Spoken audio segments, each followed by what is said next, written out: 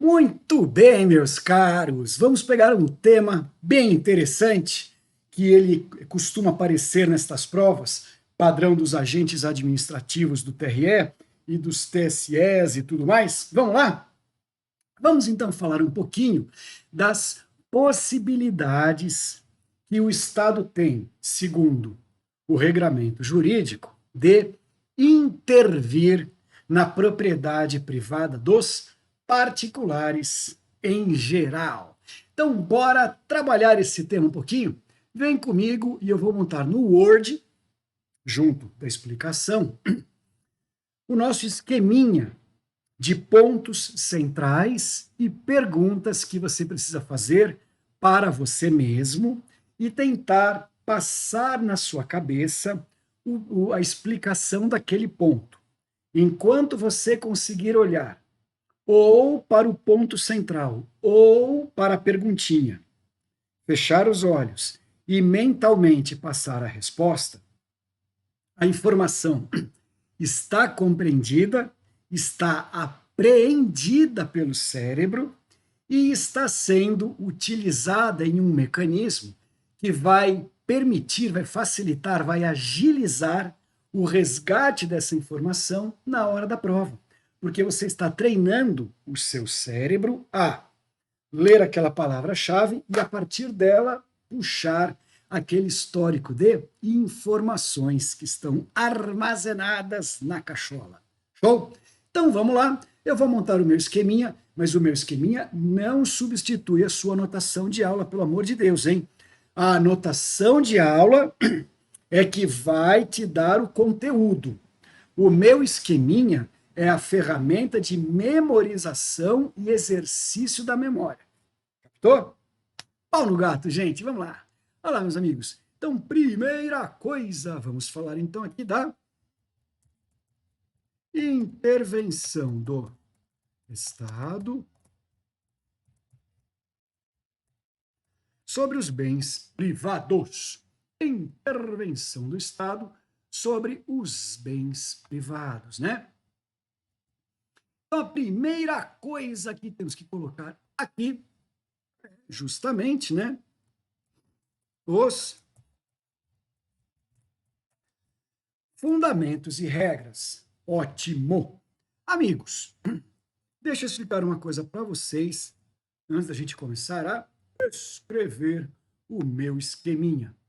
Seguinte, gente, olha só. A Constituição, lá no artigo 5º, confere a todo mundo o direito individual sobre a sua propriedade privada, direito individual sobre os bens privados. É uma previsão da Constituição num artigo que tem natureza de cláusula pétrea, regulando direitos individuais fundamentais. Portanto, no Brasil, o direito à propriedade privada é extremamente seguro, existe uma grande segurança jurídica sobre ele. Ok? Grande, enorme. Porém, meus caros, algo que todo mundo já está, né, bem cansado de saber, é que não existe direito individual que seja absoluto. Não existe. Então, o direito individual de ter uma propriedade privada garantida para você mesmo não é um direito absoluto. E a própria Constituição, no mesmo artigo 5º, já contrapõe esse direito da propriedade privada a um interesse de natureza pública, que é justamente o interesse público, que se chama função social da propriedade. Então vamos entender, existe um conflito aparente de preceitos constitucionais. De um lado, nós temos o direito individual e pétreo de ter propriedade privada e de ser o único a explorá-la e dessa propriedade privada ser garantida ao seu dono. E, de outro lado, nós temos a função social que toda propriedade privada está obrigada a atender. Portanto, nós vamos ter aqui dois fundamentos constitucionais que poderão colidir. Professor, por que poderão colidir? Simples. Enquanto não houver uma função social que venha a gerar, a irradiar efeitos sobre uma propriedade privada, vai prevalecer apenas o direito individual à propriedade. Então, assim, o seu carro, a sua casa, suas roupas, o dinheiro que você tem na poupança lá no banco, são bens privados seus, sobre os quais, nesse momento, não está incidindo um reclamo, uma exigência pública que faça com que sua função social precise ser exercida. Não está acontecendo isso. Joia? Joia. Porém, meus caros, aí acontece o seguinte: você tem o seu carro e você é a única pessoa numa cidadezinha, no interior aí do seu estado, né? A única pessoa que tem um carro. E nessa cidade tem uma mulher que está grávida de quíntuplos, né? Não tem hospital nem maternidade nessa cidade, não tem.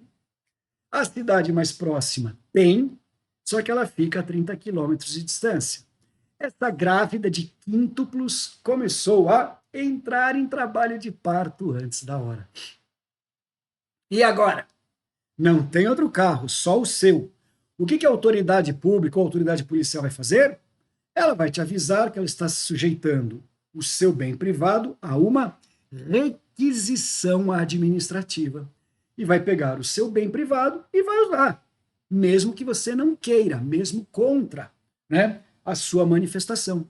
O Estado pode fazer isso. Então vamos entender. Nós temos um conflito aparente e esse conflito precisa ser resolvido por uma regra jurídica. A regra jurídica que resolve esse conflito se chama teoria da convivência dessas liberdades públicas. Só que mais recentemente melhoraram esse nome para teoria da relativização dos direitos. E essa teoria, é que vai explicar o poder que a administração tem, chamado poder de polícia. Então agora vamos colocar tudo isso juntos no papel de maneira organizada. No meu esqueminha eu coloco a palavra-chave ou a pergunta de memorização, enquanto que você no seu texto coloca por extenso. Bora lá? Vem comigo! Então olha só, meus amigos, fundamentos e regras. Então vamos começar com direito individual de propriedade privada. Está na CF, é direito individual fundamental e protegido. Joia? Então lembre-se disso, porque não é raro uma banca examinadora colocar lá para vocês o seguinte: tendo em vista a possibilidade da desapropriação, da requisição e da ocupação, é correto dizer que o Brasil confere relativo direito à propriedade privada. Não. O direito à propriedade privada é pleno, tá? Não é relativo, é pleno, ok? Agora, nós temos também a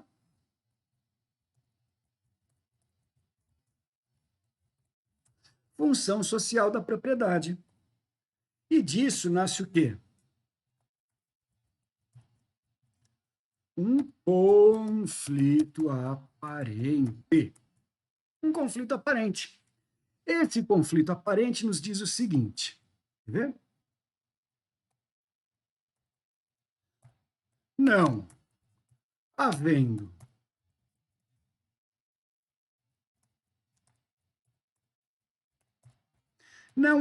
interesse público conflitante, o que prevalece?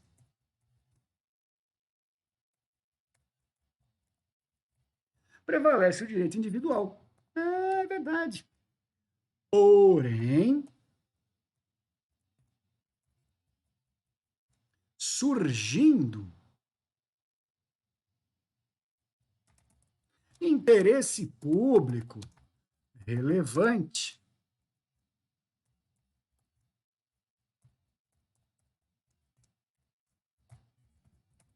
haverá um confronto e o interesse público prevalecerá. Então, enquanto não surgir interesse público, a gente vai reconhecer apenas o direito individual.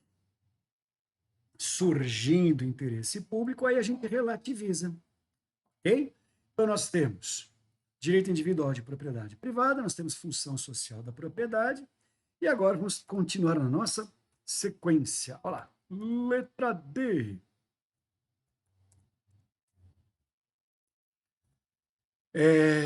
Teoria.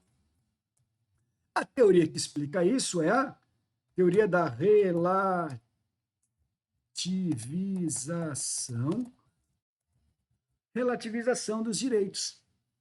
E o que ela diz? Você tem que lembrar do conceito dela. Se você não lembra, pode escrever aí. No Brasil, não existe direito individual absoluto. E o Estado, através da administração pública, e o Estado, através da administração pública, sempre poderá intervir para condicionar ou até reduzir esse direito individual, para condicionar ou até reduzir esse direito individual, fazendo com que, finalisticamente, prevaleça o interesse público. Então, isso que é a teoria da relativização dos direitos, e você pode escrever também com o outro nome que aparece raramente, mas aparece, que é a teoria da convivência das liberdades públicas. Legal? E aí, meus amigos, vimos o fundamento. Vamos agora falar do poder que a administração emprega para intervir. O que nós falamos agora há pouco, na explicaçãozinha que eu dei? Ela emprega poder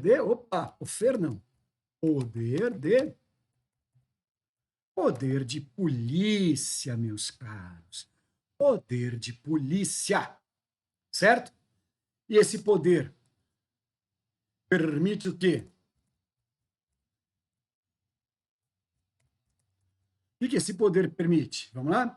Coloca aí. Esse poder permite, agora você que escreve, tá? Que a administração intervenha, empregando os atributos do poder de polícia,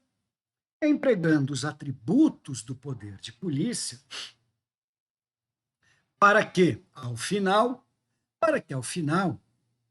o interesse público, que é supremo em relação ao interesse privado,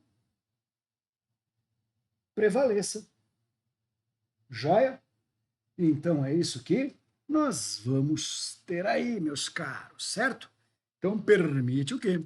Aí temos que colocar agora aqui o seguinte, senhores.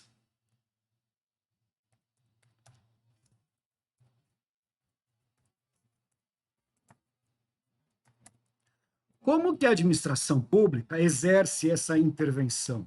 E aqui estaremos falando dos atributos do poder de polícia. Vamos lembrar? Coloque aí, então, junto comigo, os atributos do poder de polícia de maneira extensa. Coloque assim: as intervenções que a administração pode exercer sobre a propriedade privada serão, 2 pontos, coloca por itens, tá? Item primeiro, coloca aí, item primeiro, autoexecutáveis. Autoexecutáveis, 2 pontos, o que é isso? Escreva aí, né? A administração não depende de prévia autorização nem ordem judicial para poder intervir na propriedade privada. Ponto. Então é autoexecutável, não precisa do poder judiciário. Linha de baixo, né? Item segundo, coloque aí, né? Imperativo ou unilateral. 2 pontos. Imperativo ou unilateral. São sinônimos, tá? São sinônimos. Imperativo ou unilateral. 2 pontos. A administração não depende da concordância do particular, nem de sua participação, para decretar uma intervenção na propriedade. Para decretar uma intervenção na propriedade. Joia? Próximo, linha de baixo, item terceiro, coercitivo. 2 pontos. Coercitivo, 2 pontos. A administração está autorizada pela lei a empregar todos os seus meios de força pública para fazer cumprir aquela intervenção. Fato, né? Mas é verdade. E o último, gente, linha de baixo, item quarto, coloquei aí, compulsório. Compulsório. 2 pontos. As medidas de intervenção não admitem recusa, vírgula, resistência e nem omissão por parte dos particulares. Então não pode resistir. Veio a ordem, veio, vai cumprir. Show? Então, né, veja a pergunta do seu exame, né, da sua prova TRE na sua frente, né? Quando a administração decide empregar, né, seus poderes e com isso intervir na propriedade privada, é correto de falar que? Aí vai ter as alternativas. E entre as alternativas, esses conhecimentos que você acabou de pôr no seu caderno. Enxergou? Joia. Volta para o texto junto comigo e vamos lá! Agora, sabendo que é poder de polícia, sabemos desses atributos, e agora uma outra informaçãozinha legal, coloca aí, ó. É discricionário. Se é discricionário, quer dizer o quê, senhores? Quer dizer que decreta e revoga a qualquer tempo por decisão única da administração. Então, decreta e revoga a qualquer tempo por decisão única da administração.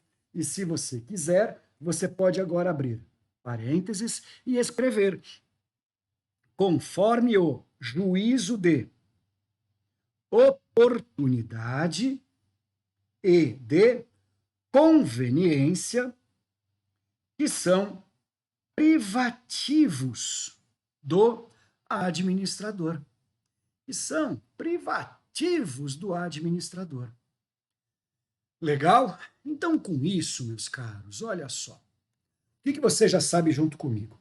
Você sabe que a Constituição fala que todo mundo tem direito a ter propriedades privadas. E não só você tem o direito, como a Constituição também estará protegendo esse seu direito. Então, o seu direito de propriedade privada está protegido. Legal? Quer dizer que ninguém pode mexer, ninguém pode turbar o seu direito e, se alguém fizer isso, você pode chamar o Estado, através da administração, para proteger esse seu direito. Protegê-lo, tá? Agora, se surgir um interesse público maior e esse interesse público acabou colidindo com o seu direito individual, lamento com simpatia, mas o próprio Estado que estava lá te dando o direito e te protegendo no exercício exclusivo desse direito, esse próprio Estado vai agora interferir e vai falar: nananana, você não vai mais exercer esse direito. A partir de agora, eu, Estado, administração, vou interferir nessa sua propriedade privada e eu vou fazer isso de maneira autoexecutável, unilateral, imperativa e coercitiva, por decisão discricionária minha, porque eu preciso fazer com que, finalisticamente, o interesse público prevaleça sobre o seu interesse privado. Quer ver um exemplo? Quer ver um exemplo? Olha só, o sujeito tem uma casa de praia. Está lá fechada, está frio, está inverno, uma época ruim, chovendo, né? Casa de praia está fechada. Teve um baita de um desmoronamento na região. Derrubou milhares e milhares de casas das pessoas que moram naquela região. Não tem aonde alojar as pessoas. Está muito frio e chovendo, e a sua é uma casa extremamente segura e grande.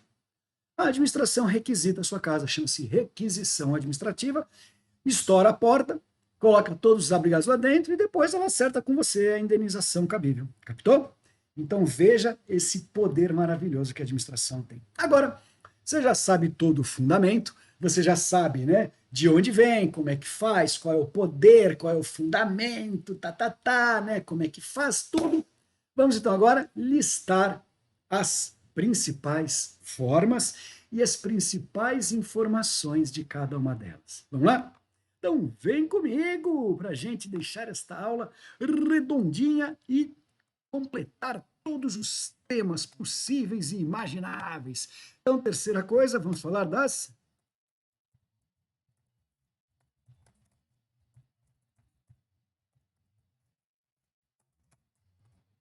principais formas de intervenção. Opa, sai uma letra G aqui no meio, porque eu tenho mãos grossas, dedos de estivador.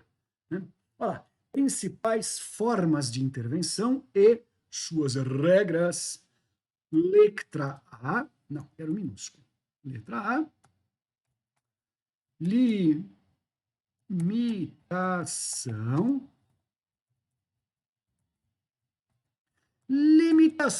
administrativa. E aí, meus amigos, eu vou começar com um exemplo, porque a partir do exemplo você já vai saber do que se trata, e aí você consegue ir raciocinando junto comigo, né? E chegar às mesmas conclusões ao final, importantes para a sua prova. Vamos lá? Então, primeira coisa, o exemplo de uma limitação. A altura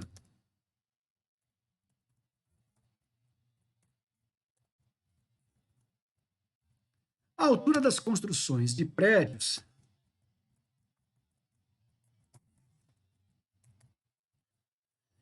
nas rotas, né? Ou prédios não, prédios. Opa! Prédios na rota das pistas de aeroportos. Ou seja, a administração, ela fala, o terreno é seu, você pode usar como você quiser, se você quiser fazer uma piscina, pode, se quiser fazer um pasto, pode, você pode usar como você quiser. Agora, se quiser construir verticalmente, eu vou colocar um limite. Basta você observar esse limite. Legal? Então, o que é isso, senhores? Primeira informação é uma obrigação de... É uma obrigação de não fazer, né? Não ultrapasse o limite. Então, dentro dos parênteses, agora você explica para você mesmo. Quando a gente fala que é uma obrigação de não fazer, gente, às vezes na prova aparece como obrigação negativa. Perdão, gente, obrigação negativa. Então, coloca aí que é uma obrigação negativa, é uma obrigação de não fazer. Gente, quando a administração fala que vai limitar a altura dos prédios, ela sabe exatamente sobre quem ela está impondo? Não. Ela impõe sobre uma região. Portanto, ela é genérica. Genérica. O que quer dizer genérica? Coloca aí. Ela não recai sobre algum particular específico, mas sim sobre toda uma região ou toda uma atividade. Legal? Ela é genérica. A administração está fisicamente presente quando ela decide fazer isso? Ela está lá? Ela coloca um bem público? Não, então ela é abstrata. Coloque aí o que significa ser abstrato. Abstrato quer dizer que a administração a administração não estará fisicamente presente naquela intervenção. Não existe um elemento público físico ali. Já? Gente, se é genérica e abstrata, ela é instituída como, hein? Ela é instituída por lei. E para terminar, a coisa mais importante, coloque aí, né? Que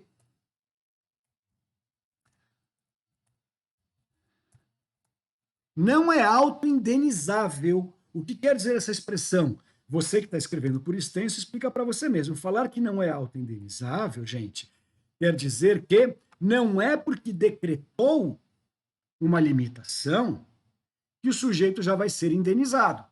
Quer ver um exemplo? Você mora num prédio, né, de 8 andares, a administração pública mudou a rota da pista do aeroporto, construiu ali uma extensão. Por conta disso, seu prédio passou a estar dentro da faixa de limitação, tá? Agora ficou. Só que aonde está o seu prédio, é proibido construir mais do que 15 andares. Quantos andares tem seu prédio? 8.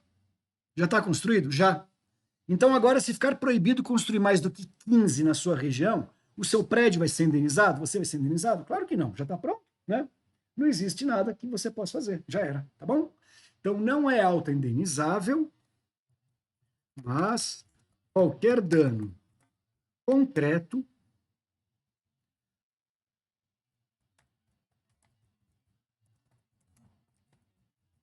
deverá ser ressarcido. Então, sempre que o particular puder provar que sofreu um dano concreto, aí sim ele vai poder reclamar a sua indenização. Joia? A limitação a gente tem que confrontar com a servidão. Servidão administrativa. E eu vou fazer como eu fiz antes, eu vou começar com um exemplo, porque aí você sabe do que nós estamos falando, né? Introduzir um poste de energia elétrica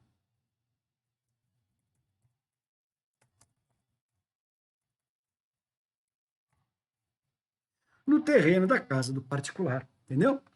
Então, sabe quando a administração precisa colocar um poste dentro do terreno de alguém, pendurar uma placa, né, no muro da casa de esquina, passar o gasoduto Brasil-Bolívia por diversas fazendas e propriedades no meio do caminho.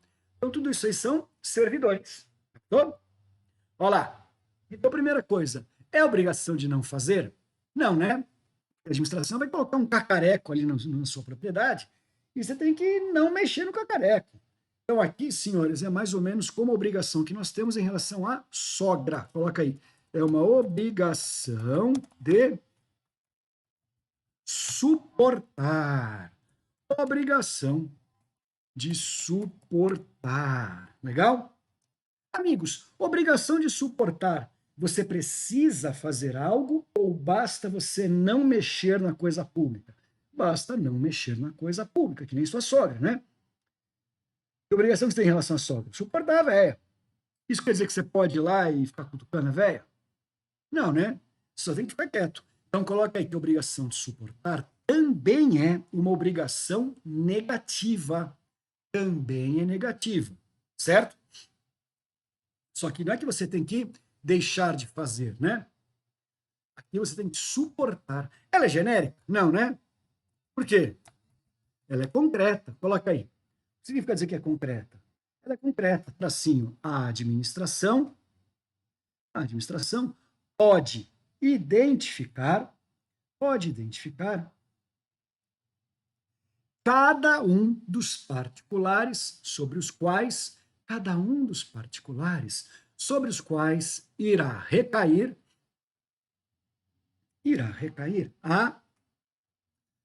a servidão, né? Por quê? Porque ela sabe exatamente onde ela vai colocar o poste dela, né? Ela sabe exatamente, né? Aliás, desculpa, né? Não é concreta, perdão, gente, ela é específica. Corrija aí. Perdão. Então, a palavra é específica para essa explicação, tá? Perdão, gente. Ela é específica. Por quê? Porque a administração sabe dizer exatamente sobre quem que ela vai colocar seus bens públicos, quem é o particular que vai ter que suportar um bem público introduzido na sua propriedade. Agora sim, né? Ela é concreta. Por que ela é concreta, gente? Coloque aí, né?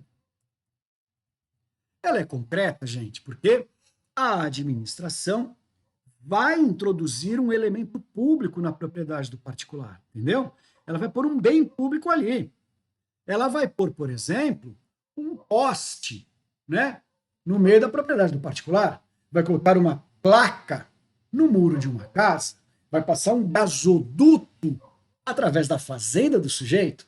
Então ela é concreta nesse sentido. E você pode até escrever aí, né? Sempre haverá a introdução compulsória,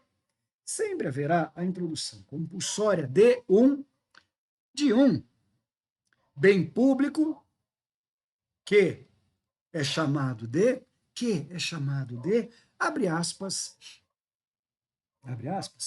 bem dominante, fecha aspas, ponto. E aqui, meus caros, última informação. Ah, não, ela é instituída por lei? Não, né? Então, em regra, é instituída por ato administrativo, em regra, tá? Por quê? Porque também lei também pode, né? Quando você viu ali o gasoduto Brasil-Bolívia, dá para enxergar que a lei vai falar tudo que, aliás, sobre todas as propriedades em que vão, né, recair, por onde que vai passar e tudo mais. Então, pode ser por lei, mas a regra é que seja instituída por ato administrativo. Legal? E, por fim, senhores, só porque decretou já é indenizável? Não, né? Não é só porque decretou que já vai indenizar. Então, não é auto-indenizável, não é. Porém, qualquer dano concreto que o particular venha a sofrer deverá ser devidamente indenizado, ressarcido pelo Estado. Tá bom? Então é assim que funciona esta daí, joia? Dando sequência, depois da servidão, vamos agora falar da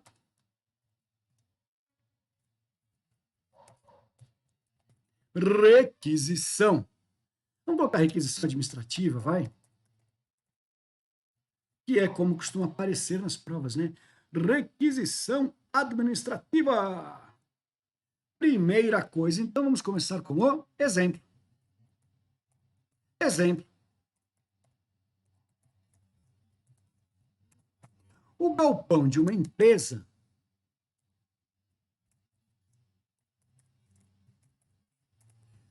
foi requisitado para alojar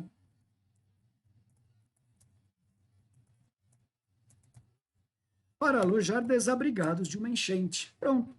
Então, isso é uma requisição, tá? Isso é uma requisição. E com isso, você já passa a entender melhor o que é, já consegue visualizar, e aí a gente consegue trabalhar os exemplos. Vamos lá? Primeira coisa, gente, é uma obrigação de suportar? É uma obrigação de não fazer? É, né? A administração exige, você tem que ficar quieto e aceitar. Então, da mesma forma, também é uma obrigação de suportar. Quer dizer que ela também é uma obrigação negativa. Anota aí. É uma obrigação negativa. Joia. Ela é específica, que recai sobre um determinado imóvel, ou ela é genérica?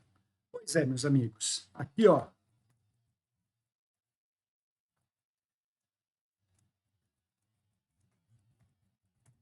Pode ser específica ou pode ser genérica, né? Por quê, professor? Ué, porque tanto a administração pode requisitar o galpão daquela empresa, como também a administração pode requisitar todas as casas do litoral de frente para o mar para usar como fortificação num caso de invasão estrangeira. Percebeu? Então a requisição tanto pode ser específica como pode ser genérica, tá? Ela também pode ser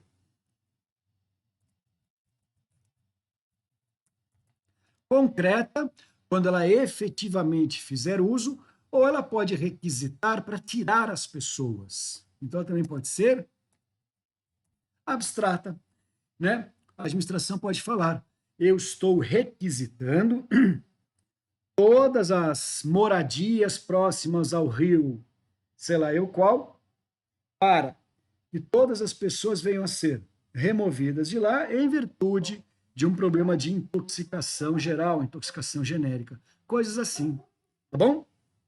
E por fim, senhores, uma requisição, coloque aí, né? Ela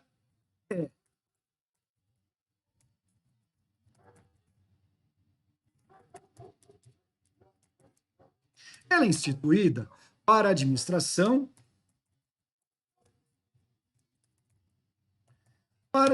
enfrentar uma situação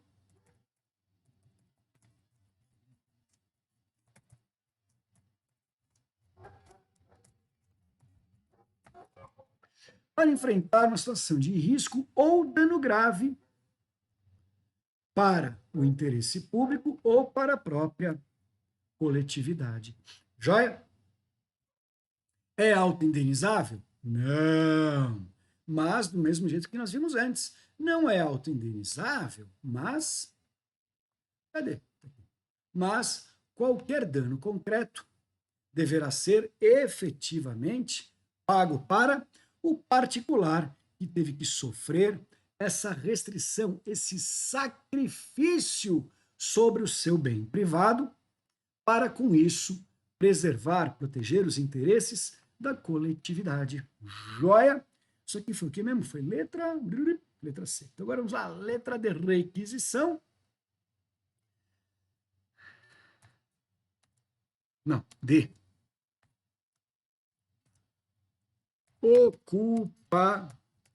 Ocupação,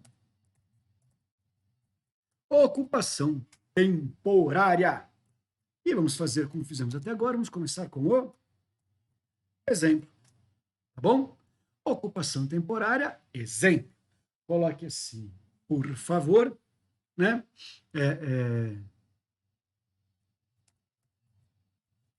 Escavação de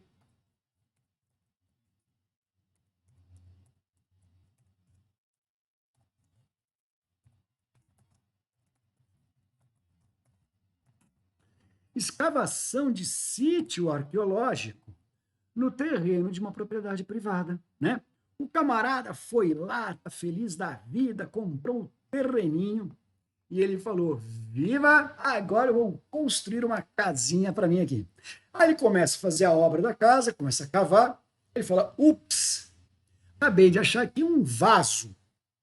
Aí ele continua a cavar: "Ups, agora achei outro vaso.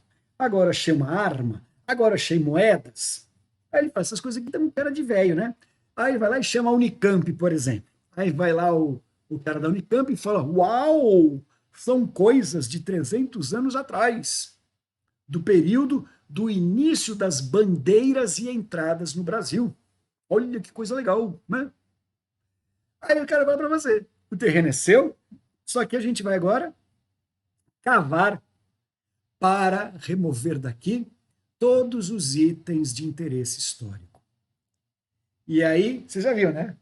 Peão de obra cava com picareta e enxada, né? Como é que arqueólogo cava? Com o pincelzinho. Ai, meu Deus, que legal! Olha a moedinha de ouro, ai, ui, ui, né? Então, você se ferra, malandro. Vai demorar pelo menos uns 3, 4, 5 anos cavando lá e você não vai poder começar a construir sua casa enquanto isso. Dureza, né? Então, se você achar itens históricos enterrados em sua propriedade, de duas uma, ou você enterra de novo, ou você desenterra tudo do seu jeito, né? Tenta vender na feirinha da madrugada e boca que usa, porque se você falar para o Estado, eles vão interditar. Joia? Brincadeira, né? Brincadeira. Vamos lá. Dando sequência, então, senhores. Então, ocupação temporária é isso. Joia? Qual é a natureza da sua obrigação, senhores? Mais uma vez, uma obrigação de suportar, certo? Por quê? Porque a administração vai estar ocupando a sua propriedade privada para escavar, para verificar, entendeu? Aquele negócio lá, certo? É uma obrigação de suportar. Não tem como a gente fazer essas análises que fizemos antes, individual, abstrata, concreta, né? Por quê? Porque aqui é uma coisa totalmente específica e pontual. Então, a gente pode colocar os casos em que nós temos possibilidades de ocupações temporárias, tá? Então, para escavar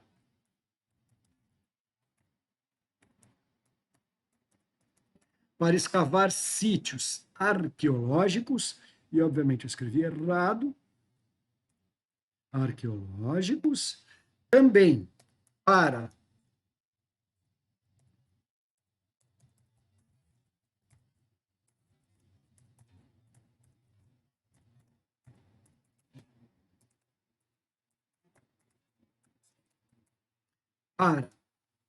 a exploração de riquezas minerais ou o potencial hídrico, né, que fica numa região, que fica numa área, também é objeto de ocupação temporária, e, por fim,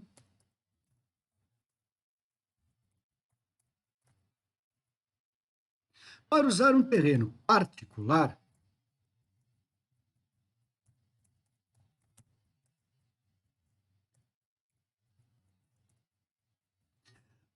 como canteiro de uma obra pública que seja vizinha. Perfeito? E aqui, senhores, a história da indenização continua a ser rigorosamente a mesma, né? Mesma história. Cadê? Oh, meu Deus! Aqui. Não é autoindenizável, porém, qualquer dano que aconteça vai permitir ao particular prejudicado fazer o requerimento de seu ressarcimento. Legal, gente? Então, veja, estas são as primeiras 4 formas, são as mais comuns. As bancas ainda pedem uma ou outra informação relativa a tombamento, certo? Tombamento. Agora, a parte de desapropriação não é exatamente uma forma de intervenção na propriedade. Desapropriações, meus amigos, são formas originárias do Estado adquirir bens que eram, até então, privados ou pertencentes a entes públicos menores, tá? A União pode desapropriar bens dos estados, os estados podem desapropriar bens dos municípios, mas o contrário não, tá bom? Então, desapropriação não entra aqui. Temos apenas agora que falar algumas rápidas palavras sobre o bom e velho tombamento, e com isso a gente mata o tema de tudo que podem te perguntar nessa prova, né? Dos TREs, TSE, em relação à intervenção do Estado sobre propriedade privada. Vem comigo para o nosso texto e vamos finalizar o nosso conhecimento. Então, letra F. F de finalmente, estamos acabando. Professor, achei que você ia falar um palavrão. Ah, não é F, é E. Professor, você faltou na escola? Faltei. Olha lá, vamos falar do bom e velho Tombamento. Muito bem, senhores. Aqui o estudo é diferente, tá? Então, o que é o tombamento, né? Anote aí, ó, o que é. Escreve aí. Escreva. Tombamento, gente, é a ordem pública que exige a preservação de certas características ou valores encontrados em um determinado bem privado. Legal? Então, tombamento é apenas isso. Joia? Você viu comigo que são valores, né?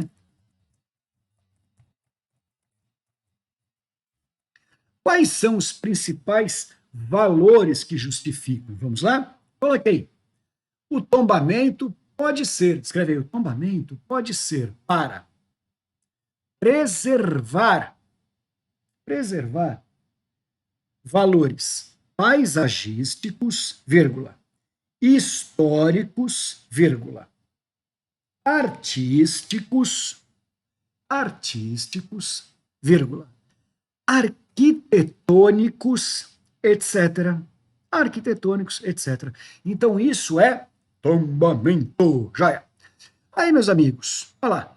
O tombamento, ele é feito de forma judicial ou administrativa? Vamos lá? Coloca aí. Tombamento é decretado e revogado administrativamente. Administrativamente. Certo? Administrativamente. E, pela via judicial, pode ser requerido o destombamento, quando ficar comprovado que o valor declarado pelo Estado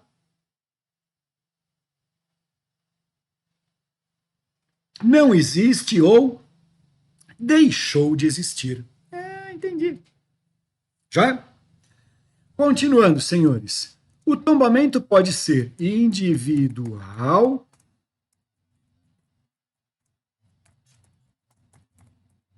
ele pode ser individual, coletivo ou até geral. Quer explicar isso para você mesmo? Coloca aí. Individual, gente, é o tombamento que cabe sobre um bem determinado. Já? Exemplo, tombou a casa do bispo. Legal. Pode ser coletivo, ou seja, um certo grupo determinado de bens.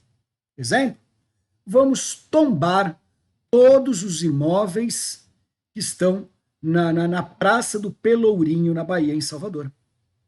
E também pode ser um tombamento geral, né? Tombamento geral. Vamos tombar, pelo critério histórico, todos os bens imóveis da cidade de Ouro Preto, em Minas Gerais. Pronto. Isso é um tombamento geral. Legal? E, por fim, regra da indenização, que a gente também vai colocar aqui, ó, que é o seguinte. Ó, não é autoindenizável,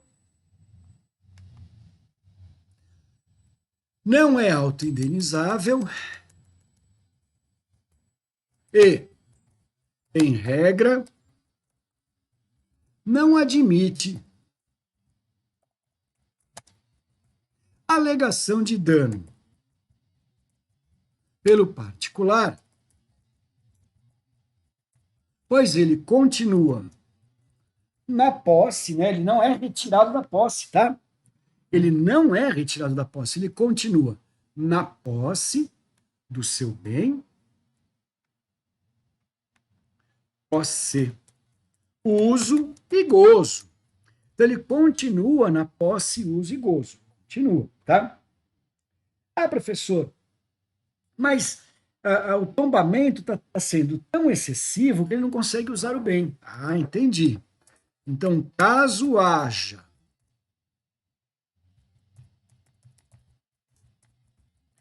tombamento excessivo que impeça uso ou gozo, então deixará de ser Tombamento para passar a ser uma desapropriação indireta. O que é desapropriação indireta, gente? Coloque aí no seu caderno. Desapropriação indireta ocorre sempre que o Estado intervir. Ai, agora que eu vi! Eu não estava no texto agora, vou colocar vocês no texto. Eu estava escrevendo aqui no texto. Olha lá. Então, o que é, né? Perdão, gente. Tombamento. O que é? É aquela ordem que promove, né, a preservação compulsória. Quais os principais valores? Você escreveu, né? Forma, você escreveu. Individual, coletiva ou geral. Joia. Não é autoindenizável, mas se for um tombamento excessivo, aí então nós vamos passar a ter, né, a necessidade do ressarcimento. Gozado, né? Eu coloquei aqui, não entendi. Vocês estavam lendo comigo agora? Que estranho, né? Acho que o meu treco aqui não está lá grandes coisas. Deve estar com problemas de informática, né? Agora, o que é importante é vocês entenderem esse finzinho, tá? Então é o seguinte, gente.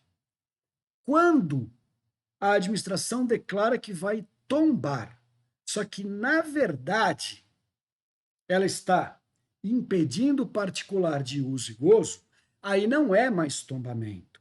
O que virou nesse momento foi uma desapropriação do tipo indireta. Uma desapropriação do tipo indireta. Legal? E por ser uma desapropriação indireta, né, o que nós vamos ter? Por ser uma desapropriação indireta, quer dizer que a administração tomou para ela aquele bem, declarando que, na verdade, quer dizer, mentindo, né, digamos assim, mentindo, né, de que ela estava fazendo um tombamento, mas, na verdade, ela estava impedindo o particular de uso e gozo sobre o seu bem. Legal? Agora, né, a gente volta para cá, pimba, e diga uma coisa, meus caros, ficou claro, né? Então você viu comigo qual é o poder, qual é a justificativa constitucional, certo? Os fundamentos, as regrinhas, e depois as 5 formas exploradas em provas: limitação, servidão, requisição, ocupação, tombamento. Com isso, estamos super bem estudados e protegidos para estas provas manhosas que vocês farão aí nos concursos, tanto de TRS, né, como também qualquer outro. Qualquer concurso que tenha direito administrativo, nesses cargos administrativos, vai pedir essa parte sobre intervenção na propriedade privada, e esse resumo que você fez agora vai servir para todas essas provas. Tá bom? Deixar aqui um forte abraço para o meu amigo Rodrigão. Obrigado a todos, gente. Beijos. Estudem bastante. Tchau.